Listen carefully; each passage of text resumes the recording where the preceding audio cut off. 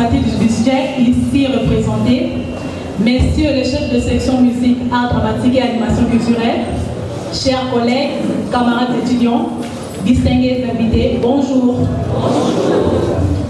Nous sommes très honorés de vous voir en ce jour rehaussé de votre présence, la première édition de la Journée de la Voix, organisée par la classe de chant de la section musique. En effet, dans le but de vulgariser le chant, qui se définit comme la culture de la voix, et de lutter sensiblement contre l'amateurisme qui ternit l'approche du chant dans notre société, la section musique, par l'entremise de la classe de chant, organise cette conférence sur la voix, parler et chanter, afin de mettre à la disposition de la grande famille de l'INA que nous sommes, ainsi qu'à celle de tout le public congolais, les moyens de cultiver nos voix pour de meilleures performances futures vocales, ainsi que des moyens appropriés de la soigner. C'est ce que nos professeurs de la classe de chant viendront à tour de rôle nous faire savoir. Chaque intervention des professeurs sera ponctuée d'un intermède vocal axé sur la démonstration des possibilités vocales énormes que requièrent nos enseignants et étudiants dont les voix ont été suffisamment cultivées dans le cours de chant. Pour l'instant, nous allons appeler l'assistante Rose Moubaki, enseignante en G2 et G3 musique, pour introduire la conférence de ce jour. Merci. Je vais introduire la journée d'aujourd'hui. La journée de la voix a été créée le 16 avril 1999 ou 1999 au Brésil par une association de médecins laryngologistes, des professeurs de chant, de diction et de la respiration naturelle pour chanteurs, des orateurs et souffleurs. La journée mondiale de la voix s'est pérennisée ensuite en Argentine, en Belgique, en France, aux États-Unis, en Espagne, ainsi dans beaucoup de pays. Et en cette année 2021, elle nous atteint ici en RDC, précisément ici à l'INAN que nous commençons aujourd'hui en présence de toutes nos autorités académiques. La journée mondiale de la voix est une occasion de rencontre entre les professionnels de la voix de tous les horizons pour parler de la prévention et de la prise en charge des problèmes de la voix. C'est aussi une occasion de donner la formation au grand public pour permettre une prise de conscience des questions qui touchent la voix humaine. Cette journée concerne tous les professionnels de la voix, c'est-à-dire les médecins orels, donc les orthophonistes, les professeurs de chant, de diction, éducateurs vocaux en général, des chercheurs aussi, des comédiens, des chanteurs. Ainsi, nous profitons de notre première journée de la voix pour sensibiliser nos collègues enseignants de l'importance du travail de la voix. Rassurez-vous, chers collègues, la technique vocale est capitale pour les chanteurs et comédiens et tous les professionnels de la voix parlée. Nous enseignons dans des auditoires non appropriés, il n'y a pas d'acoustique. Nous fournissons beaucoup d'efforts pour nous faire entendre par les étudiants. Ces forcings vocales entraînent beaucoup de problèmes à notre corps. C'est pour cette raison que nous avons voulu partager notre expérience avec vous à ce sujet.